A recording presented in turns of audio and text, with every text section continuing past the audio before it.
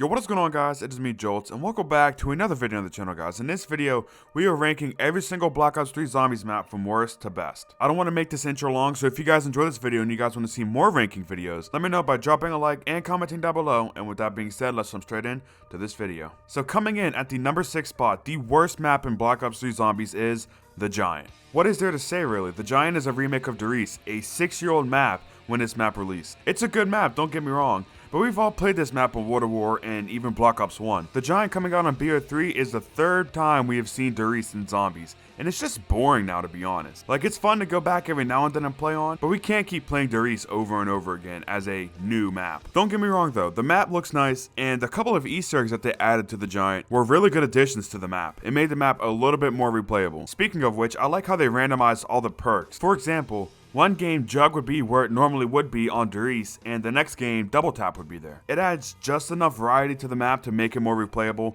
but it's still without a doubt the worst map in this game. So coming in at the number 5 spot, we have Garage Crovy. Now I know people are not going to agree with this at all, and to be honest, I don't care. This map is overrated. Nobody talks about how bad this Easter egg is. The Chrono Step is one of the worst Easter egg steps we've ever had in Zombies, and the 2 escort missions on top of it just make this Easter egg horrible. It's so bad. Don't get me wrong though. Storyline wise, Garage Crovy's Easter egg is phenomenal. The story on Garage Crovy is so good. It's just the gameplay just sucks so much. It's so bad. The Easter egg sucks on this map. Something else that is really bad is the wonder weapon on this map, the Ray Gun Mark III. Correct me if I'm wrong, but I'm pretty sure the Ray Gun Mark III starts dropping off around round 40, which is way too low for the wonder weapon, the only wonder weapon for this map. Like, let's look at all the other wonder weapons for this game. The Apothecary Servant, infinite damage. The bows, they all have infinite damage except for maybe the wolf bow. The Masamune is really good for a really long time. I don't remember when it starts to drop off, but I know that it's really good for a decent amount of time. Okay, so I just looked it up, and it turns out that the Masamune also has infinite damage. And you have an upgraded Apothecary Servant and an upgraded Thunder Gun, which falls off around round 112, I want to say. And just a reminder, the Apothecary Servant has unlimited damage, and then we get to Garage Crovy, which has the Ray Gun Mark III that drops off at round 40. Okay, scratch that. I actually looked this up too, and it turns out that every single wonder weapon in Black Ops 3 Zombies has infinite damage except for the Ray Gun Mark III. Also, I've never understood the comparison between this and Darius. Everyone says that this is an updated Darius and it's a modern version of Darius and everything. It's a new Darius. I do not understand that comparison. If you guys understand that comparison, please let me know why down below in the comments, because ever since this map came out, people have been saying it, and I just don't see the comparison. I don't see it. This map does have a couple things that I do enjoy, however, such as the Manglers, the Dragon Shield, and the Specialist. I can't remember what it's called off the top of my head. But anyways, the Gauntlet of Siegfried, that's what it's called. Those 3 things are really cool, but everything else that I just mentioned really drags this experience down for me. Overall, Garage Crovy is still a good map. It's better than most of the BO4 maps, and it's better than every single map in Cold War Zombies right now. But if you're gonna sit here and try and say that Garage Crovy is one of the best maps ever made, you're tripping. No, this map is not that good. Coming in at the number 4 spot, we have Revelations. Revelations just looks so good, and the map plays really good as well. But let's just address the elephant in the room, shall we? The Easter egg sucks. Most of the steps make no sense, and they're really not fun to do. I know Jason loved to experiment with the Easter eggs and overall just Zombies as a whole game mode, but seriously, who thought it was a good idea for the bone step to be an actual thing? Who thought that having the second boss fight, the ending boss fight, the final thing you do for the Ether storyline at the time, who thought that the Shadows of Evil boss fight expanded and enhanced was a good idea? I will say, however, I love all the fun weapons you can use on this map. Weapons like the Banshee, the Rift D9, the Thompson, the Peacekeeper Mark II, the Katana, and so on. I also love how they brought back the 2 wonder weapons on this map, the Apothecary Servant and the Thunder Gun. I think both wonder weapons fit this map perfectly. And one last thing, this map is just fucking beautiful. Look at it. Just look at it. Coming in at the number 3 spot, we have Zetsubou no Shima. Zetsubou is so underrated, it's not even funny. The map is super creepy, I don't care what anybody says, this map is creepy. The plant system was such a good idea. It was basically a more complex dig spot system from Origins. Everything from the Monkey Bomb plant,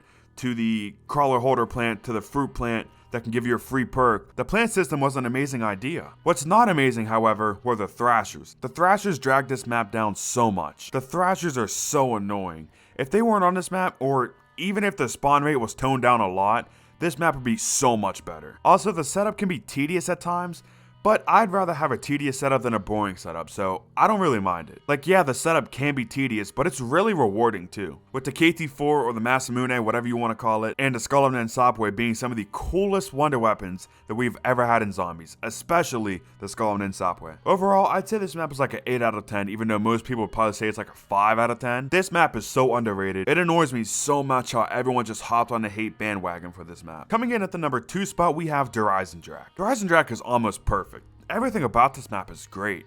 The atmosphere is amazing. The map layout is perfect. The wonder spheres are great additions to the map, and they make the map flow so much better. There's a bunch of unique traps in this map, like the Death Ray, the Gate Trap, and to a lesser extent, the Rocket Test. Just a side note real quick, why do we not have traps in Cold War Zombies? I would love to use traps in that game, so Treyarch, if you're listening, please add them back. But anyways, back to Eisenstadt. The wonder weapons are so fun to use. Unlike almost every other set of elemental wonder weapons, they all have a purpose. The lightning bow is good for camping, the wolf bow is good for training, the magma bow is good for killing panthers, and the void bow is a jack of all trades but a master of none. This Easter egg is perfect. If Cold War Easter eggs were like this, nobody would complain. The casual players wouldn't be complaining about how difficult it is, and the hardcore players like myself wouldn't be complaining about how easy the Easter eggs are. Make more Easter eggs like Eisenstadt. Just about everything about this map is just perfect. Objectively speaking, this is the best Zombies map of all time, but it's not my favorite, because coming at its number 1 spot, that would be Shadows of Evil. I mean, like, what do I have to say about this map? They hit the nail on the head with the 40s jazz theme. They did it perfectly. The celebrity cast is super cool and super unique. This map introduces the Shadow Man, the Apothecans, and the Keepers,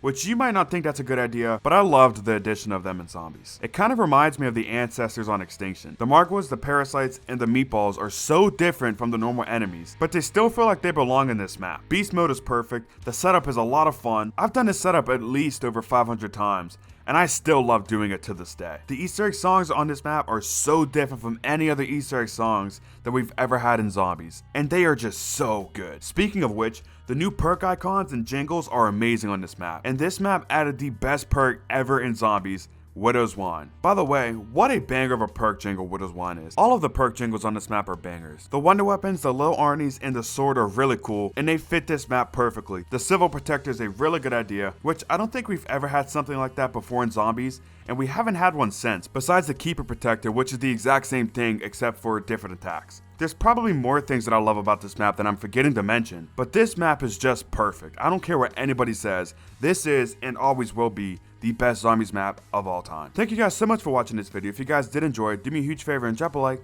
subscribe if you are new, comment your list down below of what your ranking for the Black Ops 2 Zombies maps are. Make sure you check out some of the videos on the end screen, and with that being said, this is Jolts, signing out. Peace!